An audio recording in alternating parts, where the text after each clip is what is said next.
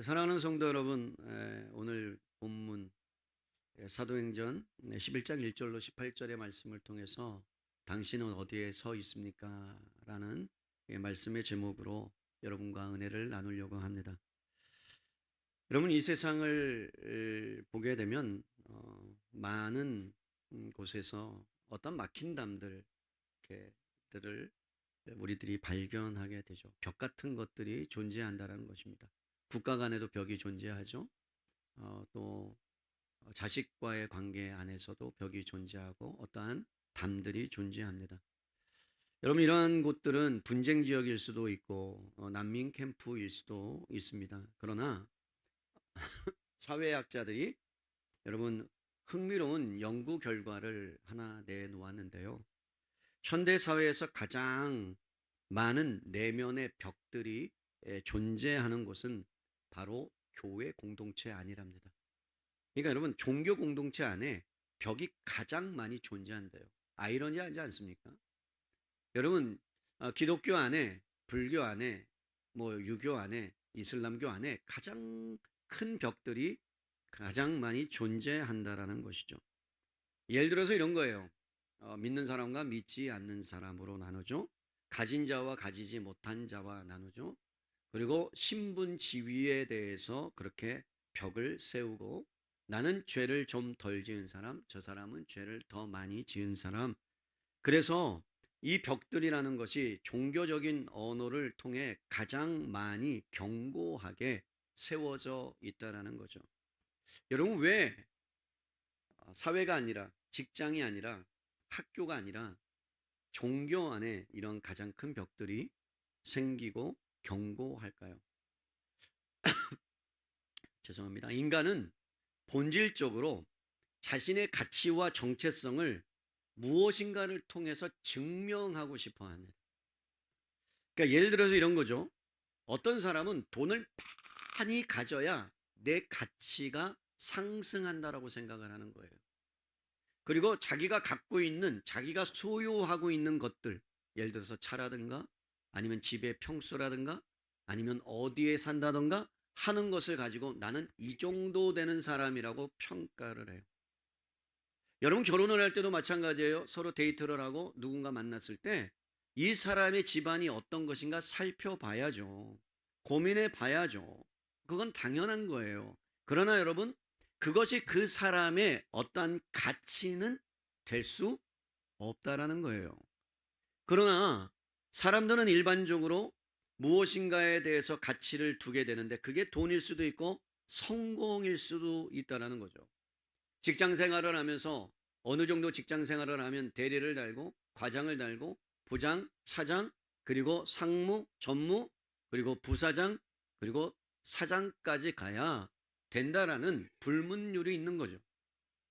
그리고 여러분, 저의 위치나 누군가의 위치가 대리 정도밖에 안 된다면, 그러면 다른 사람이 나보다 더 높은 신분을 갖고 있다면 사람들은 그것의 가치와 정체성을 두고 살아갈 수 있다는 겁니다. 어떤 사람들은 가정일 수도 있어요. 그런데 종교적인 사람에게 과연 그러면 그 가치를 어디에 두고 종교적인 사람은 살아가느냐? 종교적인 성취에 두고 살아간답니다.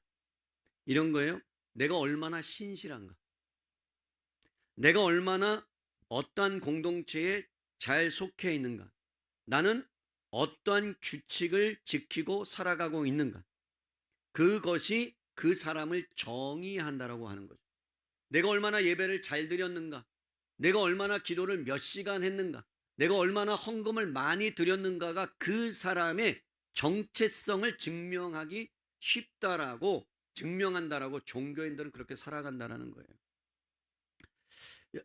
여러분, 그런데 문제는 무엇이냐면, 내가 얼마나 예배를 잘 드렸고, 내가 얼마나 많은 헌금을 드렸고, 내가 얼마나 많은 봉사와 헌신을 했는가로 자기를 정의하고 정체성을 가지기 시작할 때 옆에 있는 사람들이 다치기 시작합니다. 나보다 돈을 많이 같이 있지 않고, 나보다 헌금을 많이 하지 않고, 나보다 예배를 더 잘 드리지 아니하고, 나보다 무엇인가를 하지 못하는 사람들에 대해서 여러분, 어느 순간 종교적인 생활을 하다 보면 그 사람을 정죄하고 위협하는 지경에 이를 수 있다라는 거예요. 담이 생기기 시작하는 거죠. 벽이 생기기 시작하는 거죠. 오늘 본문이 그렇습니다. 사도행전 11장 오늘 말씀이 2000년 전에 예루살렘의 이야기가 아니라 어쩌면 우리가 살아가는 이 시대의 신앙인들이라고 말하는 기독교 안에 존재하는 벽, 담, 이것을 우리에게 말씀하고 있는 장면입니다. 오늘 1절부터 3절까지 보실까요? 11장 1절부터 3절까지 유대에 있는 사도들과 형제들이 이방인들도 하나님의 말씀을 받았다함을 들었더니 베드로가 예루살렘에 올라갔을 때에 할례자들이 비난하여 이르되 내가 무할례자의 집에 들어가 함께 먹었다 하니. 여러분, 베드로가 예루살렘으로 돌아왔어요. 그런데 마주한 것은 무엇이었냐면 여러분, 환영이 아니었어요. 여러분 생각해 보세요. 복음을 전했는데, 그리고 복음을 전하고 예수님을 믿지 않았던 사람이, 불신자가, 이방인이 예수님을 믿고 하나님 품으로, 주님의 품으로 들어왔다면, 성경적으로 이야기하면 여러분 한 영혼이 천하보다 귀하기 때문에 그것으로 인해서 여러분 하늘에서는 잔치가 열린다고 생각한다면, 그러면 기뻐하고 행복해하고 박수 쳐주고 잘됐다라고 해야 마땅한데, 그런데 여러분 돌아온 것은 환영이 아니었어요. 비난이었단 말입니다. 헬라어 원문의 여러분 뉘앙스를 보면 법정에서 검사가 피고를 몰아붙이듯이 따지는 비난이었어요. 어떻게 그럴 수 있느냐 이 말이에요. 어떻게 이방인이 예수님을 믿고 하나님의 자녀가, 하나님의 백성이 될 수 있느냐라고 지금 비난하기 시작합니다. 여러분, 우리가 놓치지 말아야 될 것은 무엇이냐면 이들이 누구였습니까? 예수님을 믿는 사람들이었어요.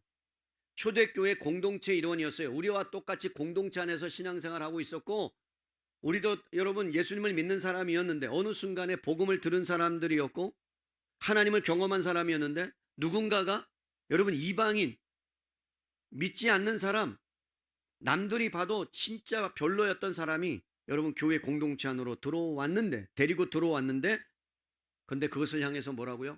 너무 감사하다, 예수님 믿은 것이 얼마나 감사한지 모른다라고 말하는 것이 아니라 어떻게 그 사람을 데려왔느냐라고 비난합니다. 여러분, 우리는 이 장면을 보면서 쉽게 이렇게 생각할 수 있어요. 아, 유대인들은 참 편견이 심했다. 율법자들이었구나. 그들은 스스로 누군가와 구별하니까 그럴 수 있겠구나라고 생각하지만, 그러나 여러분 잘 생각해 보세요. 유대인들이 때로는 우리의 모습이 아닐까요? 우리 안에 유대인의 모습이 없을까요? 여러분, 할례자들의 문제는 단순한 편견이 아니었어요. 여러분, 유대인들은 할례를 받은 사람이었기 때문에 이방인들, 할례를 받지 않는 사람들을 엄청나게 무시했습니다. 그런데 할례를 받지 않는 사람들, 구약으로 따지면 여러분 언약 의식을 하지 않는 사람들, 아브라함 자손에게 해당되지 않는 사람들이 여러분 교회 공동체 안으로 들어온 거예요. 그러니까 여러분 유대인들이 봤을 때는 그들은 도저히 하나님을 믿으면 안 되는 사람들이었고 공동체 안으로 들어오면 안 되는 사람들이었어요. 왜 이렇게까지 뿌리가 깊었느냐 말이에요. 왜 유대인들은 그렇게까지 그 사람들을 비난하며 그 안으로 들어오지 못하게 하였을까요?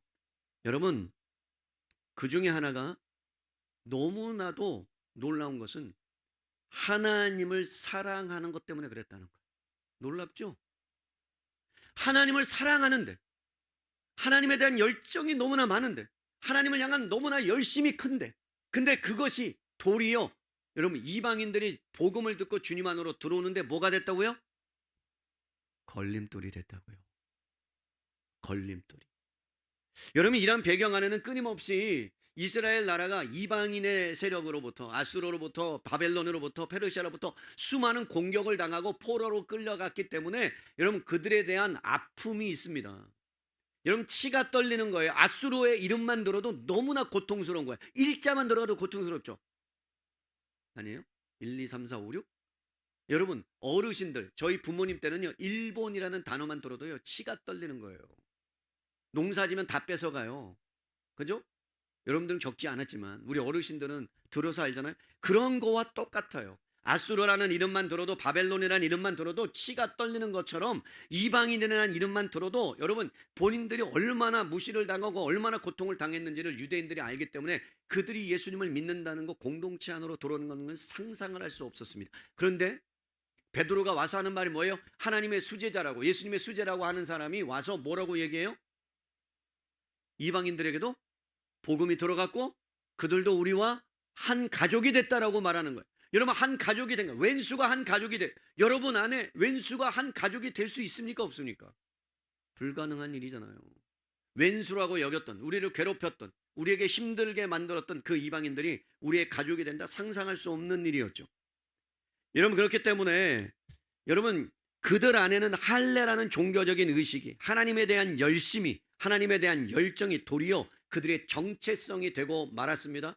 이런 것과 같아요. 나는 기도를 하루에 2시간 이상 해요. 그럼 여러분, 기도를 10분 이상 하루에 1분도 안 하는 사람 보면 어떤 마음이 듭니까? 얼마나 바쁘면 기도를 못하겠어, 이런 마음 들어요? 여러분, 들어야 안 들어요? 잘 안 들어요. 그죠? 나는 10시간, 2시간 기도했는데, 아니 저 사람은 10분도 기도 안 하는데 어떻게 인생이 저렇게 훌훌 잘 풀려? 이런 생각 들죠? 그죠? 안 그래요? 금요 기도에 열심히 참석했는데, 여러분 참석하고 막 기도했는데 기도 응답이 하나도 안 일어나. 근데 순원들이 막 얘기했는데 금요 기도에도 안 참석했는데 막 기도 응답이 일어나. 뭐 대박 아니에요? 그럼 여러분, 금요 기도에 참석할 필요 있어요, 없어요? 뭘 또 없어요? 나와야죠. 뭘 안 나와요? 나와야죠. 악착같이 나와야죠. 이런 그런 마음이 드는 거예요. 왜? 난 열심히 했는데, 열정을 가졌는데, 왜 저 사람이 열심히도 안 했는데 이상하게 일이 잘 풀려. 나는 열심히 했는데 하나도 안 돼. 막 취직도 안 되고 하는 것마다 막 다 떨어져. 내가 이러려고 헌신하고 이러려고 봉사했나, 막 이런 온갖 생각들이 다 들어오는 거와 마찬가지로 유대인들이 그런 생각을 가졌다라는 거죠. 나 할례 받은 사람인데, 나 하나님께 선택받은 백성인데, 그래서 나는 안전한 사람인데, 그래서 나는 가치 있는 사람인데, 나의 정체성은 거기에 있는데, 그래서 여러분, 그 정체성 때문에 그 경계를 무너뜨리고 들어오려고 하는 사람을 뭐 한다고요? 밀어낸다고요. 암암리에. 그것이 오늘 여러분 일어난 사건이었어요. 그러니까 지금 유대인들의 정체성 안에는 뭐가 있다고? 나는 하나님의 백성의 정체성이 할례라는 것에 있었어요. 그리고 하나님을 사랑하는 열정과 열심에 있었어요. 그런데 여러분, 하나님에 대한 열정도 없었던 사람들, 할례도 받지 않았던 사람들, 자신들의 규칙과 자신들의 규범에 해당되지 않았던 사람들이 들어오기 시작하자 유대인들 마음 가운데 화가 나기 시작합니다. 그러면서 이런 생각이 들어요. 아니, 이방인이 아무 조건 없이 하나님의 백성이 될 수 있다면 내가 그토록 하나님을 향해서 열심을 내고 헌신했던 것이 무슨 소용이 있는 거야? 아니, 기도하지 않는 사람이 저렇게 응답을 많이 받았다면 내가 굳이 기도해서 응답도 받지 못했는데 내가 기도할 필요가 있는 거 맞아? 라는 생각들이 여러분 들어오기 시작한다는 거예요. 여러분, 그들의 두려움은 뭐였냐면, 진짜 두려움은 이방인들이 내가 열정과 열심으로 했던 것이 여러분 하나님 앞에서 아무 소용이 없는 것처럼 느껴졌기 때문에 두려운 거예요. 사실 이방인들이 한 게 없었거든요. 이방인들은 한 것이라고는 예수님 믿은 것밖에 없었거든요. 근데 여러분, 유대인들도 마찬가지였는데 그것을 깨닫지 못한 거예요. 이것을 어려운 말로, 조금 어려운 말로 종교적 도덕주의라고 해요. 여러분 기억하세요. 도덕주의라는 것은 이런 거예요. 나는 무엇인가를 성취하고 성공했다. 나는 열정을 갖고 하나님을 사랑했다. 그리고 나는 헌신했다. 하나님께 드렸다. 그러기 때문에 하나님이 나를 받아줘야 한다. 이런 것이 여러분 속담에도 있어요. 고진감래. 그죠? 고진감래가 뭐예요? 어느 정도 고난을 받고 시간이 지나면 다 그것이 어떻게 해요? 좋은 것으로 변할 거야. 내가 열심히 한 만큼 하나님이 갚아주실 거야. 내가 열정을 주님 앞에 드린 만큼 하나님은 나에게 보상을 해주실 거야. 물론 여러분, 우리에게 상급이 있어요. 근데 우리는 그 상급이 내가 무엇인가 했기 때문에 주는 상급이 아니라 하나님의 자녀가 됐기 때문에 주는 상급인 줄로 믿습니다. 이게 달라요? 내가 무엇인가를 하기 위해서, 받기 위해서 달려가는 것과 나는 이미 하나님의 자녀가 돼서 그냥 달려가는 것과는 달라요.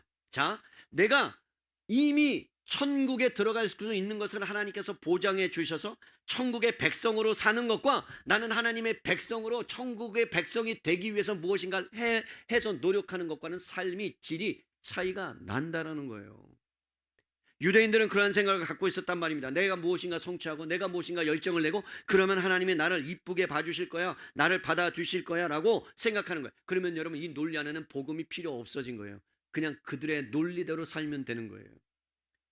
여러분 도리어 그들이 믿었던 복음이 오히려 남들에게 위협이 되는 거예요. 사랑하는 성도 여러분, 복음은 이렇게 선포합니다. 복음은 아무 조건 없이 은혜로 구원받는다. 아멘입니까? 여러분 아무 조건 없이 예수님을 믿으면 다 우리는 구원받는 줄로 믿습니다.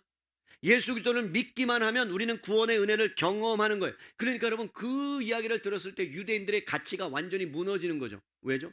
나의 성공과 나의 정체성은 어디에 있다고요? 할례, 표직, 할례에 있는데. 그런데 여러분 성경은 뭐라고 말해요? 거기에 있지 않다. 그것은 표징일 뿐이다. 진짜의 가치는 예수님께 받아들여졌다는 것에 있다. 이것이 여러분 성경에 누가복음 15장에 너무나 잘 나와 있어요.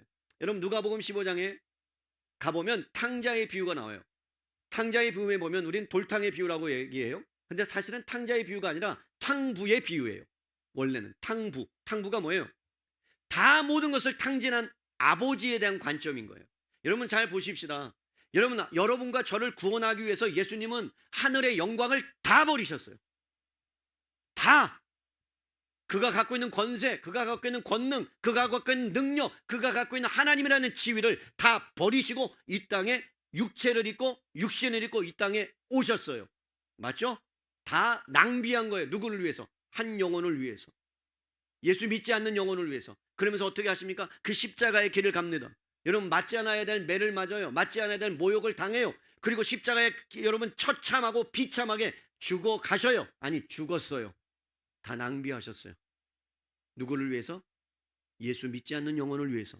그런데 여러분 거기에 탕부의 비유에 보면 첫째 아들과 둘째 아들이 나와요. 둘째 아들은 나중에, 첫째 아들이 뭐라 그래요? 여러분 아버지 안에 있었어요. 아버지가 갖고 있는 거 다 누릴 수 있었어요. 그런데 둘째가 여러분 유산을 갖고 나갔다가 허랑방탕하며 살다가 돈을 다 허비하고 그래서 하늘의 아버지를 생각하면서 여러분 그냥 진짜 거지처럼 돼가지고 아버지께 오는데 아버지가 밖에서 기다립니다. 매일 기다립니다. 매일 나갑니다. 혹여나 이 아들이 돌아올까 막 그냥 그 노심초사하면서 나갑니다. 그런데 그 둘째 아들이 막 오잖아요. 그래서 끌어안고 그를 신분을 회복시켜주고 그러면서 막 잔치를 열었어요. 근데 여러분 둘째 아들이 돌아오는데 첫째 있는 그 큰아들이 뭐 하죠? 기뻐해요? 화를 내요? 화를 내죠. 왜요? 왜죠? 아니 유산을, 그러니까 인간적으로 보면 유산을 갖고 나간 아들이었잖아요. 그러면 여러분 뭐 인간적으로 뭐 호적을 파든지. 맞아요 안 맞아요? 아니에요? 아니 이런 거예요. 아버지 당신은 빨리 죽으세요. 내가 그 돈 다 쟁취할게요. 이런 나쁜 놈.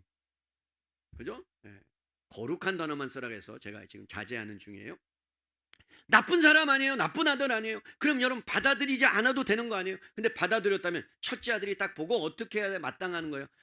인간적으로 보면 아버지 그럴 수 있습니까? 말할 수 있어요. 그런데 여러분 성경에서 이 첫째 아들이 분노합니다. 그러면서 이렇게 얘기해요. 아버지, 제가 아버지와 지금까지 평생을 함께 했고 아버지에게 내가 유산을 달라고 했습니까? 아버지에게 뭐를 달라고 했습니까? 근데 둘째 아들이 이렇게 허랑방탕하다 돌아왔는데 살찐 송아지 잡았는데 왜 나는 살찐 송아지도 한 마리도 잡아주지 않고 어떻게 그럴 수 있습니까? 막 그러면서 따지는 거예요.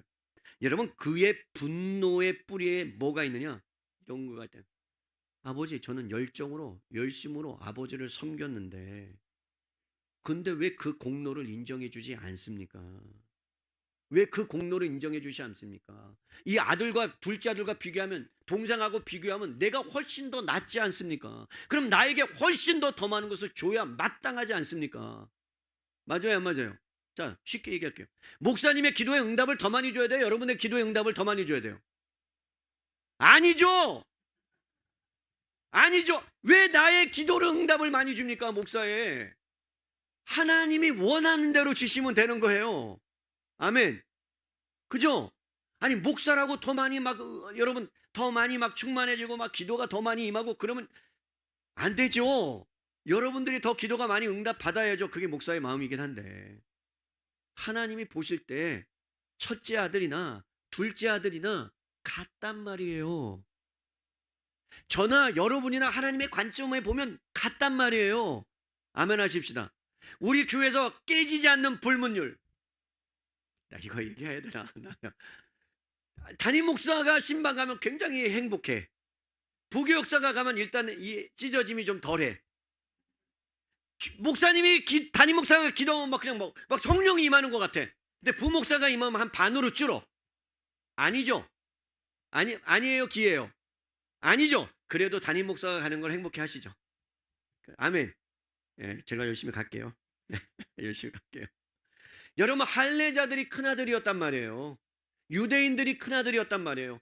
그들은 지금 자기가 열심히 했는 그 공로로 하나님께서 우리에게 주신 은혜이다라고 잘못 생각하고 있었단 말이에요. 그렇기 때문에 그들은 여러분, 이방인들이 탕자 같은 그들이 주님 안으로 들어왔을 때 도저히 받아들일 수가 없었던 거예요. 사랑하는 성도 여러분, 그러한 비난을 받자 베드로가 뭐라고 이야기하냐면 4절부터 15절까지 긴 구절이지만 자기가 겪었던 일들을 이야기합니다. 변호합니다. 그런데 여러분, 변증하면서 변호하면서 가장 핵심적인 한 가지가 있는데 바로 주어가 누구인가를 여러분 주목해야 돼요. 주어가 누구인가. 베드로가 이렇게 얘기합니까? 내가 갔습니다. 내가 결정했습니다. 내가 허락했습니다라고 말하지 않습니다. 여러분, 베드로의 모든 삶의 주어는 여러분 하나님으로 바뀌었다는 거예요. 사랑하는 성도 여러분, 베드로가 찌질한 인간이었고 예수님을 배신한 인간이었고 예수님을 배반하며 도망갔던 인간이 부활하신 예수님을 만나자 성령의 능력을 경험하자 성령의 충만한 가운데 그가 변화되자 그때부터 주어가 베드로에서 주님으로 바뀐 줄로 믿습니다. 여러분, 내가 주체가 아니라 이제는 예수님이 주체가 돼서 하는 거예요. 그러면서 이렇게 말합니다. 하나님이 환상을 저에게 보여주셨습니다. 저는 아무것도 할 수가 없었는데 하나님이 가라고 하셨습니다. 나는 진짜 가기 싫었는데 하나님이 하라고 하셨습니다. 나는 이거 순종하기 싫었는데 하나님이 순종하라고 하셨습니다. 그렇게 사람이 바뀌었단 말이죠. 사랑하는 성도, 이게 복음이에요. 복음은 뭐냐면 여러분 가운데 말씀이 선포되고 그 말씀이 여러분 안에 부딪히면 때로는 내 안에 내 마음대로 살고 싶었던 열정이 있는데 그것을 깨트리고 주님, 나는 이렇게 하고 싶지만 그러나 주님이 이렇게 말씀하셨기 때문에 내가 그 길 가겠습니다가 복음인 줄로 믿습니다. 그래서 여러분, 베드로가 성령님이 나에게 말씀하셨습니다. 성령이 그들에게 임했습니다라고 말하면서 17절 한번 보십시다. 여러분 17절 함께 읽어요. 너무 소중한 말씀이니까. 11장 17절 시작. 그런즉 하나님이 우리가 주 예수 그리스도를 믿을 때에 주신 것과 같은 선물을 그들에게도 주셨으니 내가 누구이기에 하나님을 능히 막을 수 막겠느냐 하더라. 무슨 말씀이에요? 예수님을 믿을 때 그들에게 같은 선물을 주셨는데 내가 감히 누구에게 하나님의 역사를 내가 방해하고 막겠느냐. 사랑하는 성도 여러분, 이 문장을 천천히 한번 마음에 새겨보세요. 겸손의 말이 아니라 인간의 구원을 결정하는 것은 하나님의 주권에 달려있다는 것을 베드로가 경험한 거예요. 여러분, 우리가 때로는 전도할 때 두렵습니까? 안 두렵습니까? 그 사람이 예수님을 믿을까 안 믿을까 두려워요, 안 두려워요? 여러분, 그것은 내가 전하는 것뿐이지 그 역사는 하나님이 하시는 겁니다. 아멘 하십시다. 내가 전했어요. 믿든지 안 믿든지 하나님의 주권에 달려있는 거예요. 나는 전하면 되는 거예요. 지금 베드로가 뭐라고요? 전했다고요. 근데 놀라운 게 뭔지 아세요? 이랬던 베드로가 여러분 15장에 가면 그의 사역이 여러분 15장 이후로 사라집니다. 베드로의 이름이 등장하지도 않습니다. 왜 그런 줄 아세요? 복음을 부끄러워했거든요. 베드로가 복음을 부끄러워하자 하나님께서 베드로를 그 역사에서 사라지게 하시고 누구를 등장시켜요? 복음을 부끄러워하지 않는 한 사람. 누구? 바울. 엄청난 사건이에요. 여러분, 지금까지는 베드로는 하나님을 부끄러워하지 않았어요. 복음을 부끄러워하지 않았어요. 그리고 주님이 하셨다라고 고백해요. 내가 누구에게 이것을 막을 수 있냐고 말했어요. 하나님이 먼저 오셨다는 거예요. 먼저 성령을 부어오셨다는 거예요. 어떠한 인간의 조건이 필요 없다는 거예요. 그래서 주권을 막을 수 없습니다라고 그들 앞에서 담대하게 외칩니다. 사랑하는 성도 여러분, 복음은요, 여러분 하늘에서 우리를 향해서 하나님이 내려오신 이야기입니다. 우리가 하나님께로 올라가는 게 복음이 아니에요. 복음에는 내가 들어설 자리가 없어요. 여러분 따라합시다. 복음에는 내가 들어갈 자리가 눈꼽만큼도 없다. 여러분 죄송합니다. 다른 교단 중에 어떤 교단은 내가 믿어야 구원받는다고 이야기해요. 그것은 반만 맞는 일이에요. 여러분, 내가 믿어야 구원받는다면 그 구원이 누구한테 달려있는 거예요? 나한테. 그러나 하나님이 구원하셨다라고 하면 그 모든 구원은 누구한테 달려있는 거예요?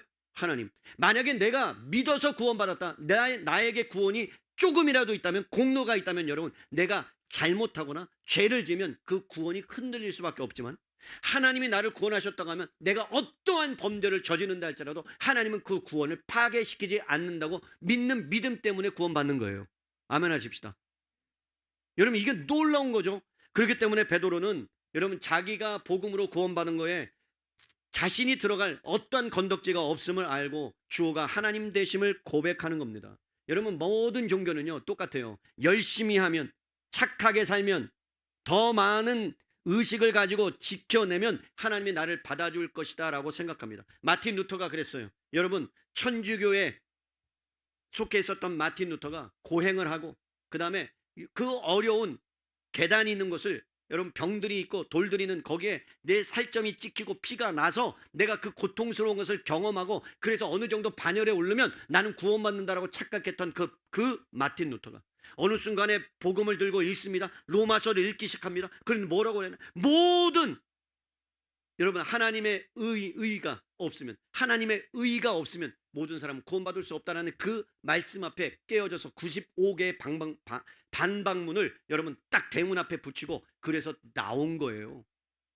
그가 예수님을 만난 거예요. 그전에는 뭐랬다? 금욕하면 되는 줄 알았어요. 금식하면 되는 줄 알았어요. 뭔가 열심히 하면 구원받는 줄 알았어요. 아니에요. 사랑하는 성도 여러분, 복음은 언제나 반대 방향으로 움직여요. 하나님이 내려오시는 거예요. 우리가 하나님을 찾기 전에 먼저 하나님 우리를 찾으시고, 우리가 자격을 갖추기 전에 하나님이 먼저 오셔서 우리를 의롭다 하여 주신 줄로 믿습니다. 그게 복음입니다.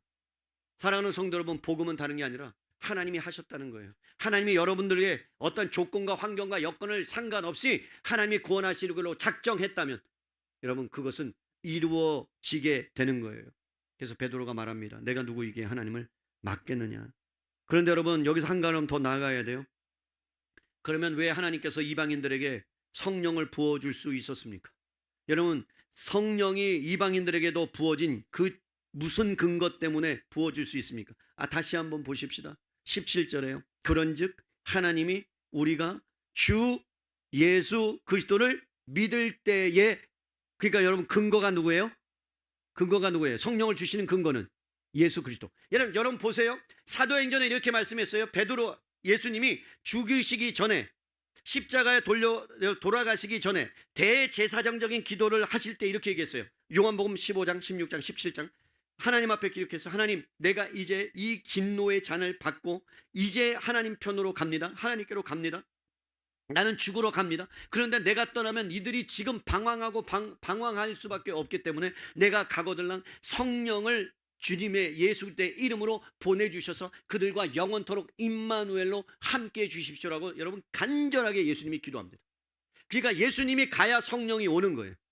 그러니까 우리에게 유익이 뭐냐? 예수님이 죽으시고 하늘로 올라가셔야 우리 안에 성령이 임하는 거예요.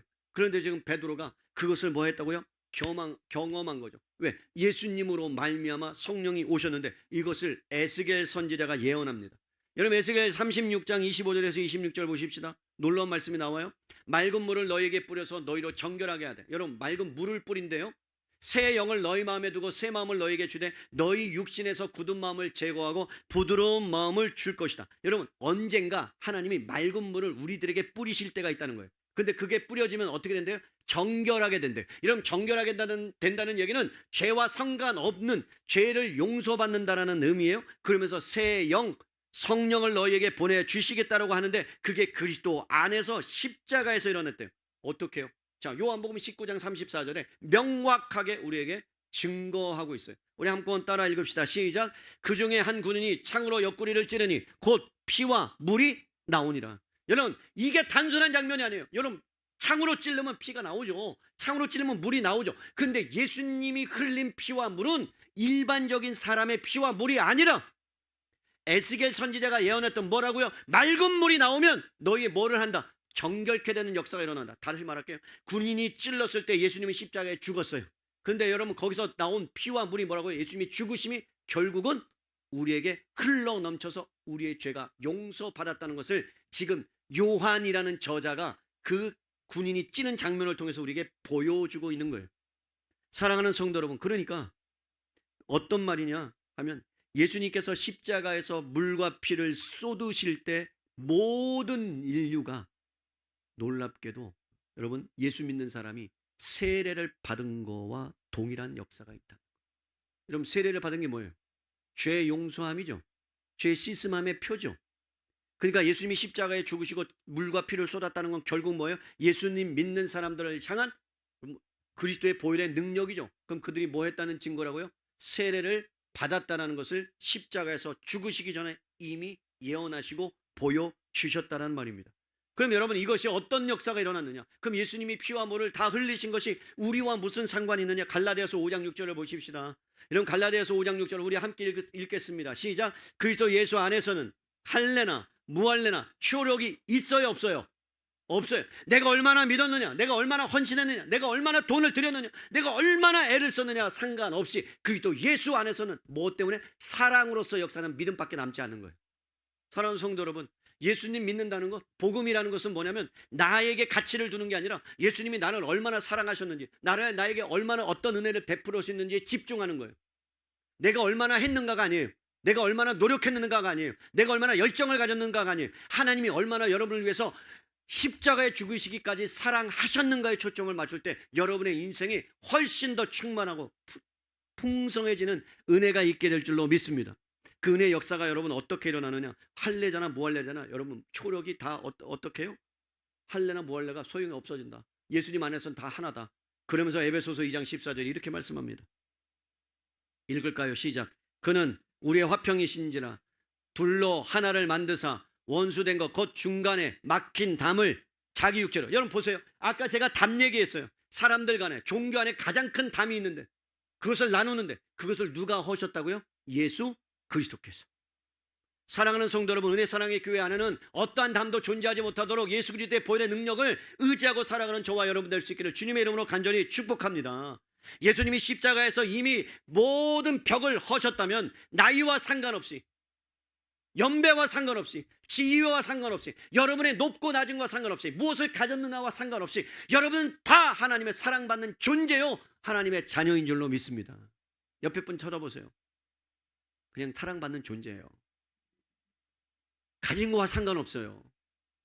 어떻게 생겼든 상관없어요. 머리가 짧든 길든 상관없어요. 머리가 이게 삐졌든 이게 상관없어요. 코가 뾰족하든 뭉글든 상관없어요. 그냥 주님 안에 하나님의 사랑을 받은 자녀라고 주님이 말씀하면 그런 거예요. 여러분 예수님이 십자가에 죽으실 때를 생각해 보세요. 중간에 막힌 담을 자기 육체로 하셨는데 여러분 예수님이 십자가에 죽으실 때 여러분 그 담이 무너지는 장면을 생각해 보십시다.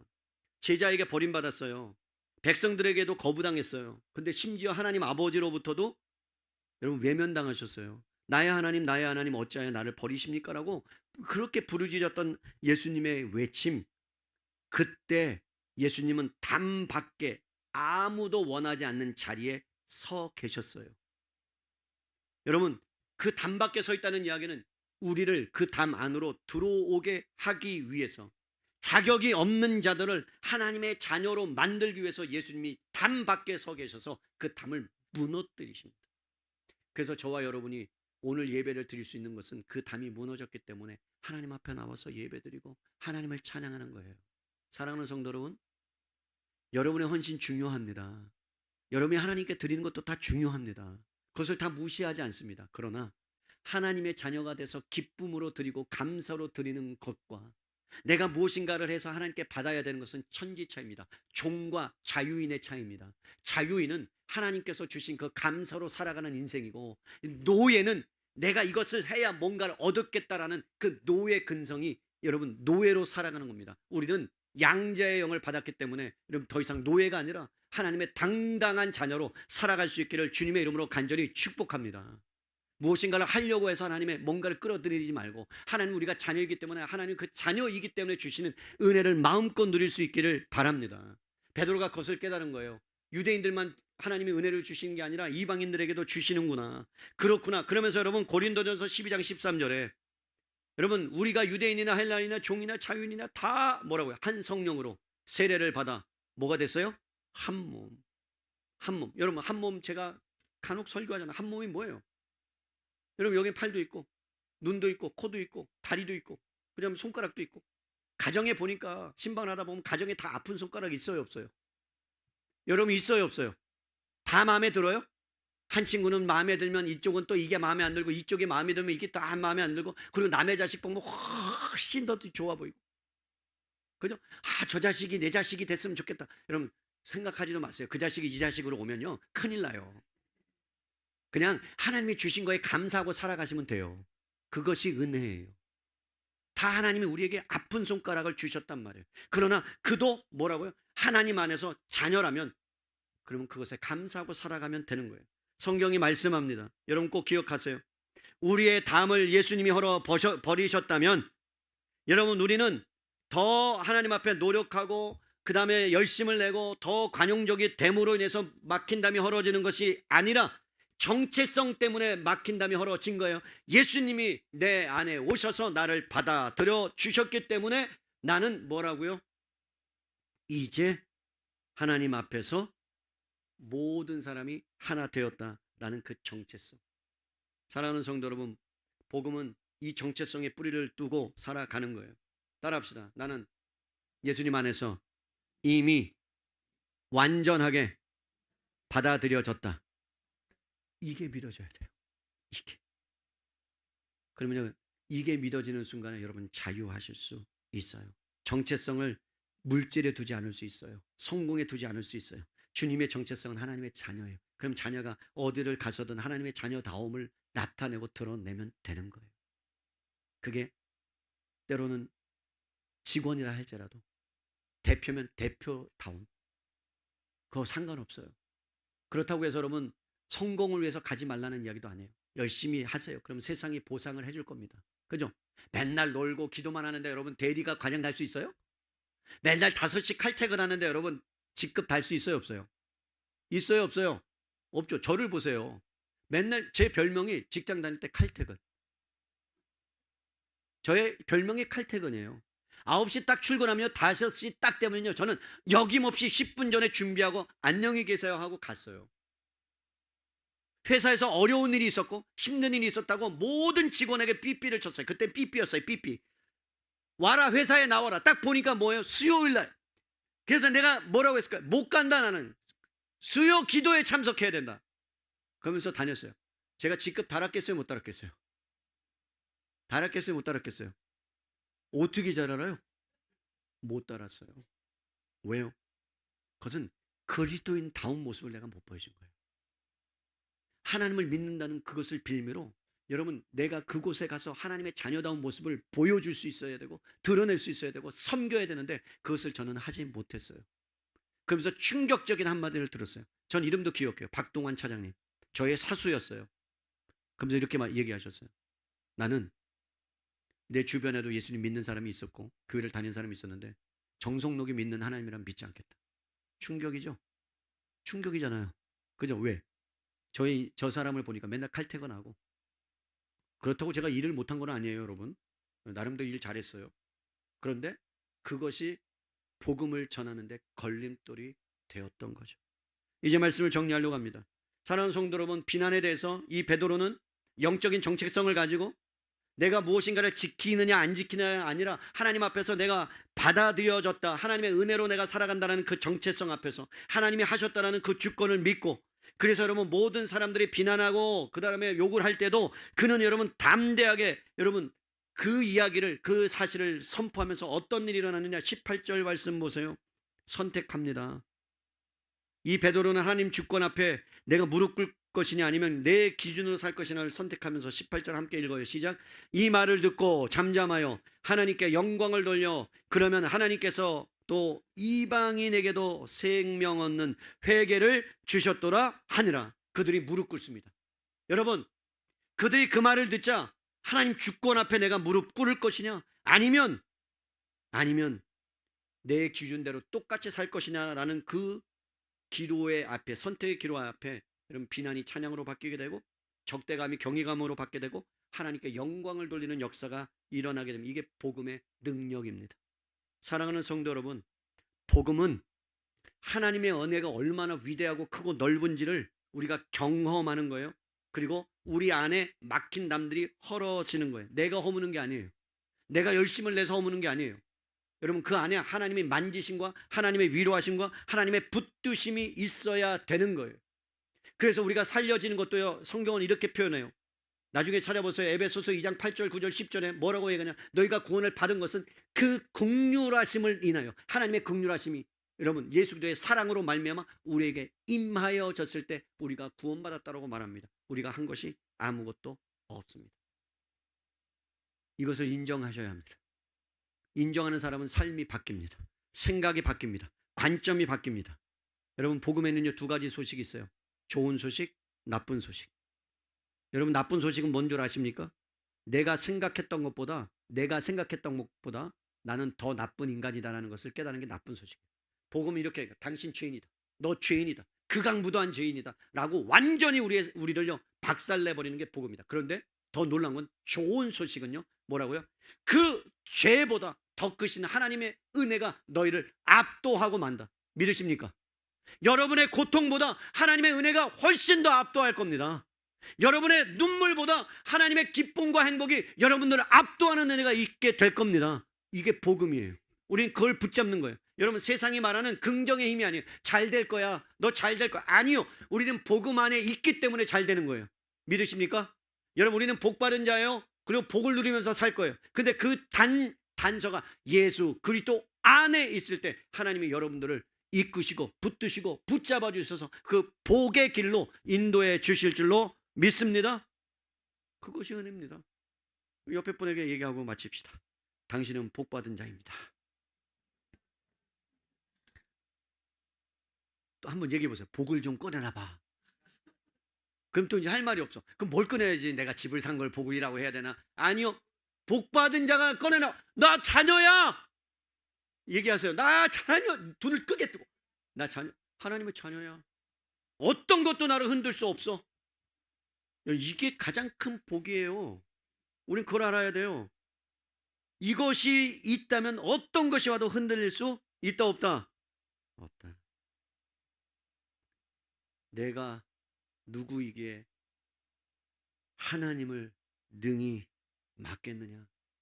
이 고백은요, 하나님의 주권에 대한 항복이요, 하나님의 주권을 인정한 신앙의 고백이요, 나는 자유인이다 라는 베드로의 선포이기도 합니다. 여러분이 무엇을 가졌느냐, 무엇을 얼마나 열심히 냈느냐, 무엇을 지켰느냐가 아니라 예수 그리스도의 안에 있느냐, 그리고 내가 하나님의 자녀라는 그 사실이 여러분의 가장 큰 정체성, 이 은혜 갖고 살아가는 한 주 되시기를 주님의 이름으로 간절히 축복합니다. 그래서 마지막 구절에 이렇게 고백하는 인생, 하나님께서 나 같은 자에게도 생명 얻는 은혜를 주셨도다. 이 고백이. 그래서 오늘 마지막 찬양이 은혜라는 찬양입니다. 우리 다 같이 자리에서 일어나셔서 은혜라는 찬양 함께 부르며 말씀 생각하며 기도하겠습니다.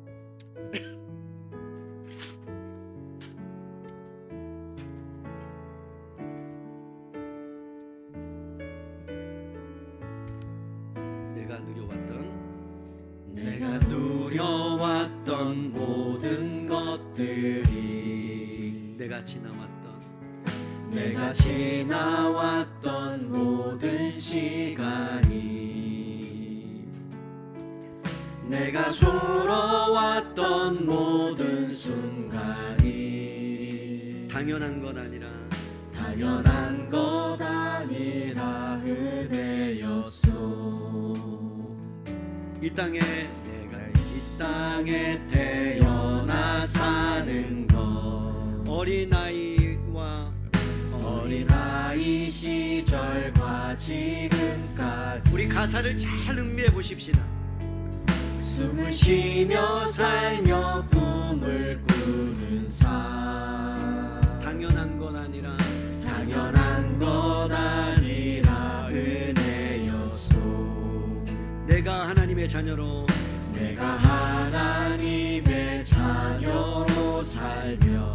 오늘 찬양하고 예배하는 삶, 오늘 찬양하고 예배하는 삶, 복음을 전할 수 있는 축복이, 복음을 전할 수 있는 축복이 당연한 것 아니라 은혜였습니다. 당연한 것 아니라 은혜였소. 모든 것이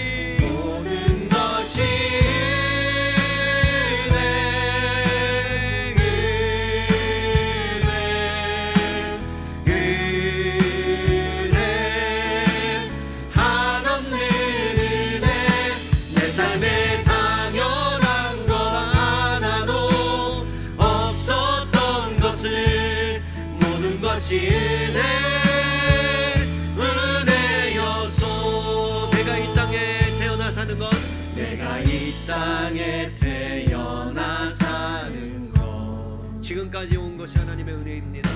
어린아이 시절과 지금까지 숨을 쉬며 꿈을 꾸는 삶, 숨을 쉬며 살며 꿈을 꾸는 삶, 당연한 것 아니라 은혜였습니다. 당연한 것 아니라 은혜였소. 우리 믿음으로 고백할 거야. 내가 하나님의 자녀로 살며, 내가 하나님의 자녀로 살며 오늘 찬양하고 예배하는 삶, 오늘 찬양하고 예배하는 삶, 복음을 전할 수 있는 축복이, 복음을 전할 수 있는 축복이 당연한 것 아니라 은혜였습니다. 당연한 것 아니라 은혜였소. 우리 두 손 앞에 들고 모든 것이 우리 하나님 앞에서 믿음으로 고백하십시다. 하나님, 모든 것이 은혜입니다. 한없는 은혜, 내 삶에 당연한 것 하나도 없었던 것을, 모든 것이 은혜여. 모든 것이 은혜. 우리 믿음으로 선포하십시다. 하나님 은혜입니다. 은혜밖에 아버지 하나님 주님 앞에 고백할 수 없습니다. 한없는 은혜, 내 삶에 당연한 것 하나도 없었던 것을, 모든 것이 은혜여소. 사랑하는 성도 여러분, 이 시간에 함께 기도할 때에 하나님 아버지, 내 안에 어떠한 막힌 담들이 있습니까? 아버지 하나님, 내가 나의 열정과 열심 때문에 남들을 위협하고 남들에게 어려움을 준 적이 있다면 하나님 이 시간에 우리에게 회개의 영을 부어달라고 기도하시고요. 또한 하나님 아버지, 우리가 하나님의 은혜 안에 그리스도 예수 때문에 우리가 하나님 아버지 주님 한 몸이 되었고 한 가족이 되었던 그 사실이 우리의 정체성이 되게 하시고 어떠한 것도 우리를 흔들 수 없는 그런 하나님 은혜가 우리에게 있음을 고백하며 하나님의 자녀 감사합니다. 이제는 하나님 의무가 아니라 감사로 살아가는 인생 되게 도와달라고 우리 주여 한번 부르며 기도합니다. 주여 아버지, 나의 막힌 담을 헐어주시옵소서. 아버지, 나의 열정과 나의 열심이 때로는 도리어 남은들을 비판하고 정죄하며 아버지 나아갔던 것들을 용서하여 주십시오. 아버지, 주님의 은혜가 필요합니다. 주님의 능력과 은혜가 필요합니다. 아버지 하나님, 아무 조건 없이 아무 공로 없이 나를 사랑했던 그 사랑이 아버지 그것이 은혜가 아버지 하나님 우리 성도님들 안에 충만하게 부어질 수 있도록 주여 인도해 주시기를 간절히 바라고 원합니다. 하나님, 은혜 아니면 내가 아무것도 아닙니다. 은혜가 아니면 우리는 살아갈 수 없습니다. 아버지 은혜를 주시고 그 은혜 때문에 우리가 날마다 살아갈 수 있도록 주여 인도하여 주시기를 간절히 원합니다. 아버지 하나님 도와주시옵소서. 아버지 하나님 함께하여 주시옵소서. 모든 것이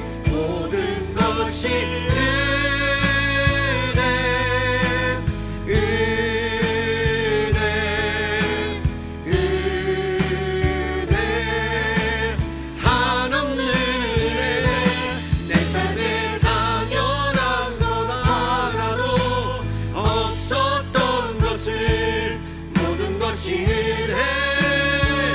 은혜여소. 우리 마침 모든 것이 모든 것이 은혜.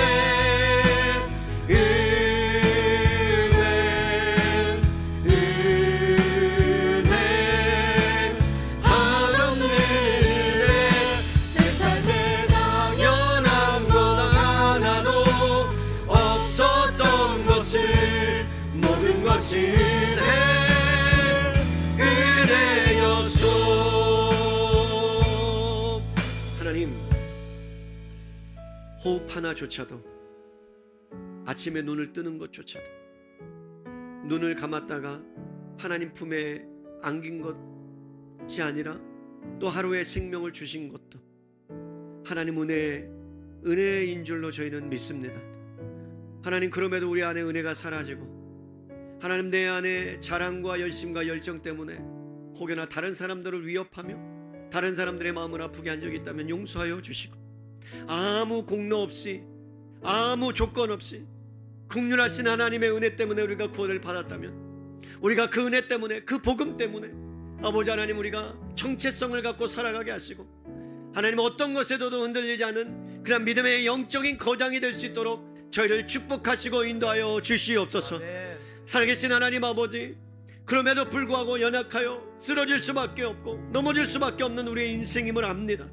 주님, 손 내밀어 주시고 위로해 주시고 붙들어 주시고 눈물 닦아 주시고, 아버지 하나님, 치유가 필요한 자에게는 치유를 허락하여 주시고 물질이 필요한 자에게는 물질을 허락하여 주셔서, 아버지 하나님, 내가 누구에게 하나님을 맡겠느냐라는 그런 믿음의 고백, 신앙의 고백이 우리 안에 넘쳐날 수 있도록 축복해 주시기를 원합니다.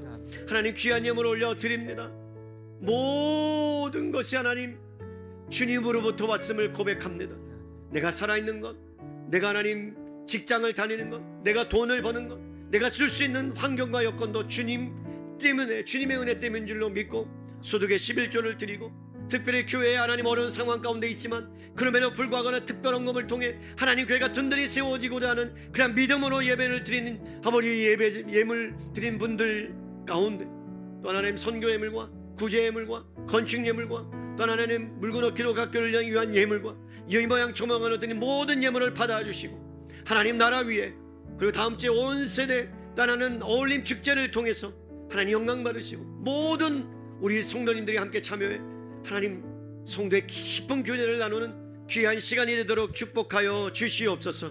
이제는 죄와 사망의 법을 깨뜨리시고 부활의 생명 되어 주신 예수 그리스도의 은혜와 하나님 아버지의 그 크신 사랑하심과 성령님의 내주 역사 함께 하심이 복음 앞에, 그 정체성 앞에 흔들리지 않고 살아가기를 원하는 은혜 사랑의 교회 모든 성도님들 머리 위에, 한국교회 북한 동포와 세계 열방과 선교사님들과 다음 세대와 물구름 기도학교 위에 이부터 영원토록 함께 있을지어다.